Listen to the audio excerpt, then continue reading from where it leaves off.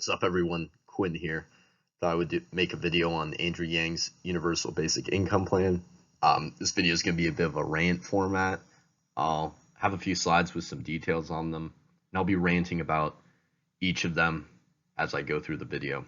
Now, Andrew Yang is currently running for the Democratic nomination for the 2020 election, and at the forefront of his campaign is this idea to give every citizen here in the United States of America $1,000 a month once they turn 18 to promote consumer spending and to protect them from the evils of automation.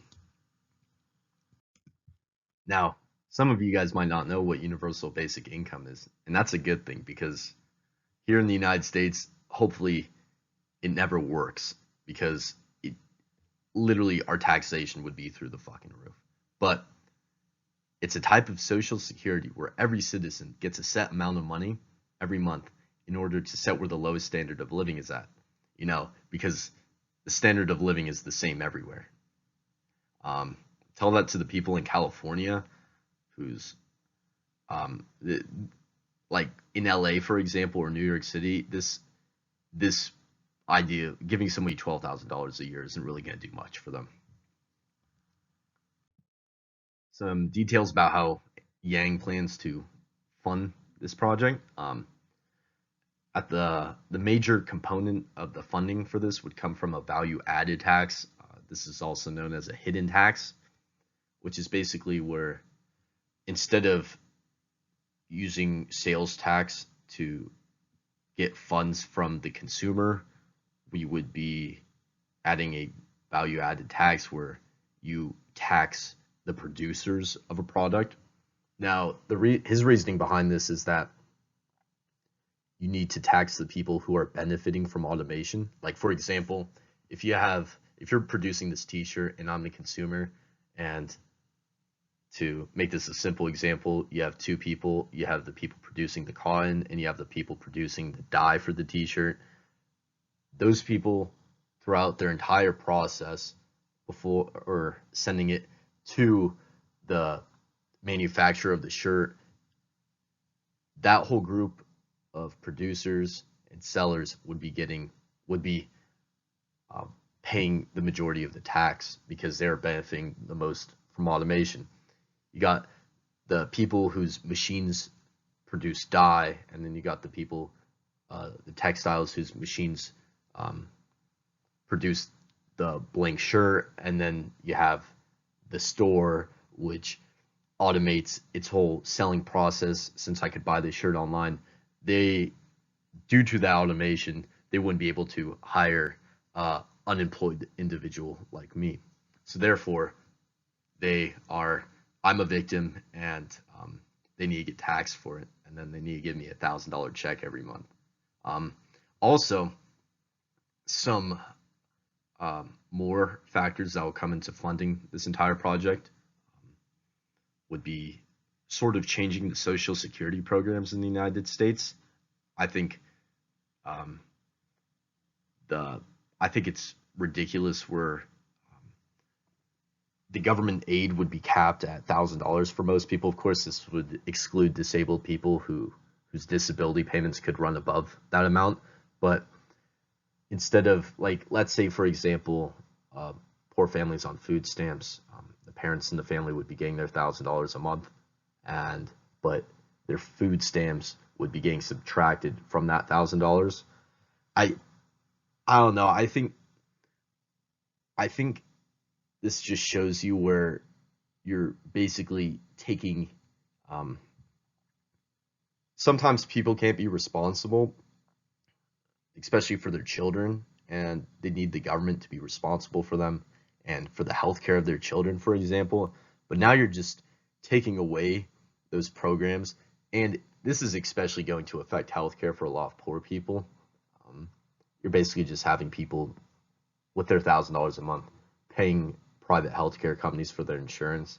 I think most people would be smart about the choices they make with that, especially for the benefit of their children's survival. But I think there's going to be a few sad cases that just, hopefully this idea never gets put into place, especially in such an unnecessary time like this, which with such low unemployment rates. I think a few sad cases of people not being responsible for their kids, it's going to lead to some pretty like devastating stories on the news. Now, some more details about Yang's plan. There would also be a pollution tax. I think my personal opinion is climate change is real, and even if it's not real, I don't think you should be putting pollution in the atmosphere. But even with the pollution tax, you aren't really going to provide much funding for this.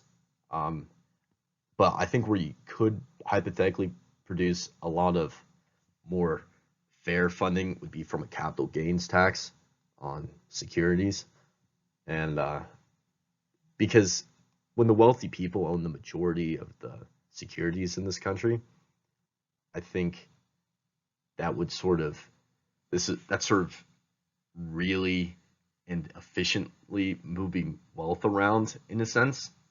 Um, but yeah, those few categories right there are the what four categories right there is how Andrew Yang, according to his website, plans on putting this project in place. Now, there's some political issues with Yang's plan. I think I don't think he really has the clout in a sense because if you look at Donald Trump, for example, he was able to scare off every single candidate. If all the candidates who were talking shit about him in the first place eventually got chased out, or later on they were like, I was wrong, saying stuff like I was wrong about Donald Trump. He's a great man. I support him 100%. Andrew Yang, his these a lot of these ideas go against um, Democrat ideas, not directly but indirectly. Um, I think I think it'll be a pretty funny day once they start debating whether or not to give illegal immigrants universal basic income. I, I think I don't know. When you got people paying low wages to illegal immigrants, can you imagine if they just started? Uh, I mean, if they don't even need that high of a standard of living, illegal immigrants, if they're fine with their low standard of living, I think this is just gonna be the icing on the cake. They would have hit the fucking jackpot if they get their universal basic income checks. But of course, this would be the federal government, not the state government. So uh, I don't think sanctuary cities are going to be issuing out universal basic income uh, checks to their illegal residents. But that's just one of the indirect issues I think will probably come up later on in the debates between the Democrat candidates. Um, I think going down to the bomb statement I made, how will this affect the government's role in everyone's life? I just, I don't know. I think this is putting in societal safety nets in places where, I, like, according to Andrew Yang, the reason why he wants to issue out universal basic income to everyone is to remove the stereotypes around accepting government aid. I think that's I think that's good. I think you definitely need to treat. I think you need everyone to have a healthy, confident um, view of their own self worth. But I think this is just that's not really the government's job. I don't think that wasting billions of dollars to give um, the wealthy people in this country this $1,000 a month. If trickle down economics doesn't work, I think it's just a complete reckless waste of money that everyone in both political on both sides of the political spectrum here in the United States um, should definitely be going against. But yeah, we definitely need more transparency. If this idea ever went through, um, I I think Andrew Yang, once he got out of the office, would this idea would just be turned into a it would just be turned into a massive mess. We wouldn't know where the funding would be coming from. Like even on his website. Now, if this is at the forefront of your campaign, I think you definitely need to like. I think nowadays with um, financial information being so easy to calculate, even on the macroeconomic scale, I I think you definitely need even more. Um, you need even more details when it comes to providing such an insane and revolutionary idea. Now, for my final uh, slide of this video, this will definitely be where the majority of my ranting will be going into place, but it's basically on the cultural aspects of this country that will be affected by Andrew Yang's plan. Now, if if it ever got to the point where, like for example, Andrew Yang says, I think it's like 1/3 of people are at risk of unemployment within the next 20, 30 years. I think if it ever got to the point where everyone's just the 99% are unemployed with no money whatsoever and the 1% just get to live like kings. I think if it ever got to that point, I think people definitely have a lot more to worry about than universal basic income. At that point, I think you would just need to completely change our perceptions of government here in the United States. Um, but going back to the details I wrote in this slide, going right here to the fourth bullet point, this could dramatically um, increase education for some people who don't necessarily need it.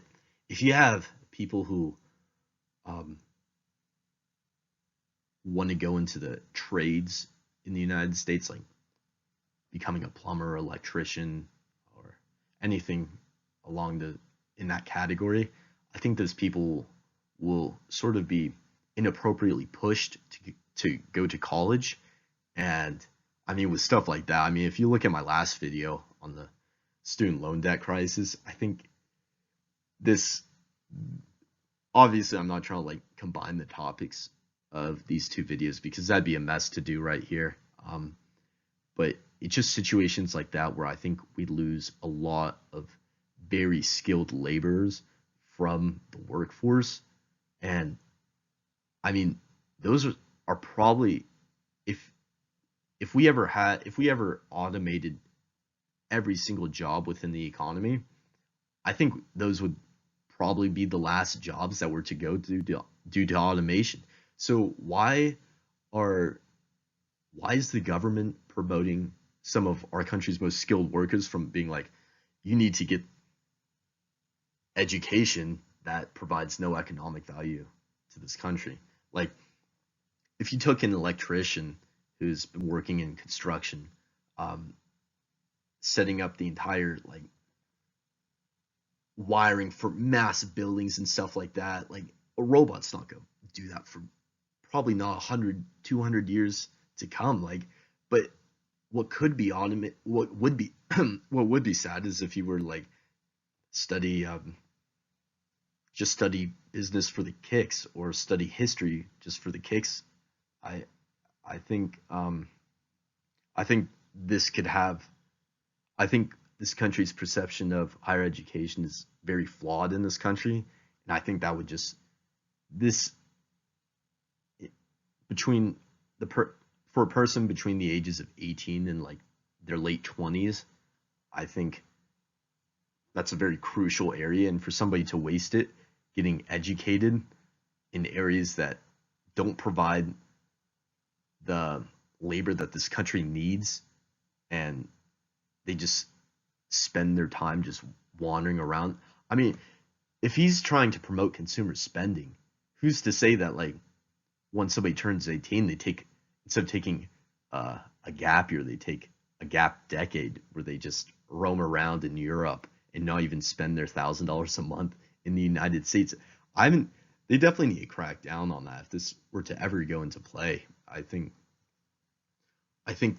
the cultural aspect of promoting this idea is already having a detrimental effect on people here. I think I don't know. I like and I don't know. It's just this is such a mess. I mean, he can go over the finances of how he's planning on funding this as much as he wants. But I mean, there's a reason they didn't legalize marijuana federally. They just want to see how it works first. And I mean, there hasn't been widespread tests of putting this into place because more likely than not, state governments don't even have funding for this. When in reality, state governments are the ones who should be funding this because they know what their citizens need because they're closest economically to their residents. Like, obviously, a person in California is going to require a lot more money than somebody living in, I don't know, Montana. I, I don't know. I think but yeah, and that goes to my point right there. The third bullet point, UBI still wouldn't be enough in some areas. But yeah, I don't know. I think it's just this whole entire idea is just it's really pushing. Um, this is the guy's. This is why the guy became famous. Nobody would be talking about Andrew Yang right now if it wasn't for universal basic income. So why are people giving him so much credit? How has he gotten to who gets to the point where somebody like what does it take for a country to get to the point where people are planning on voting for a president because they heard about him because he wants to give people free money? Like, I don't know. That right there just concludes my video. Thank you everyone for watching. Leave some ideas in the comment section below. Um, I definitely really want to like try making more videos like this. Um, I think it's important to get these ideas out there. In the future, though, depending on which videos I make, there'll be a lot more math behind them, a lot more a lot more look at like the cultural impacts and a lot more. But yeah, just I'll be looking at these ideas much more in detail. But for a video like this, I just think this is just so ridiculous. I hopefully people will be able to see it without having to do any calculations behind it or look at or think into the future how this will impact them culturally. And just, but yeah, thank you. Thanks for watching.